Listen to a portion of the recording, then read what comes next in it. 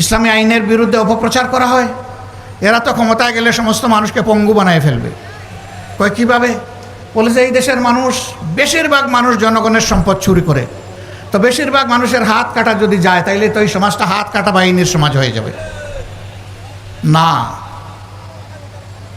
হাত কাটা যাবে।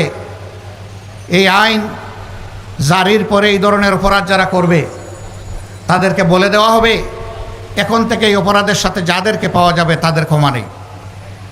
2 নম্বর দেখা হবে যে লোকটি চুরি করেছে সে কি পেটের জ্বালায় যন্ত্রণায় আগুন নিবানোর জন্য চুরি করেছে। যদি এমন হয়, রাষ্ট্রের দায়িত্ব হবে আগে তার আগুন নেবানো, হাত কাটানো, আগে তার বৈধ আয় উপার্জনের ব্যবস্থা করে দেওয়া। যদি সেরকম কিছু সক্ষমতা তার না থাকে তাহলে রাষ্ট্রকেই পরিবারের দায়িত্ব বহন করতে হবে।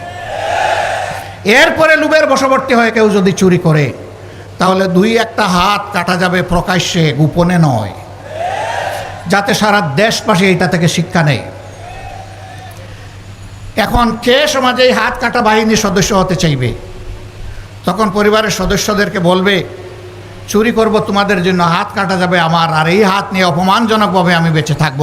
আমার পক্ষে আজ থেকে আর চুরি করা সম্ভব নয়। জিনার শাস্তির সঙ্গে সার। বলে যে সব মানুষই তাইলে মারা যাবে, এরকম গোপনে ছুটিয়ে প্রকাশ্যে কত ধরনের জিনা হচ্ছে।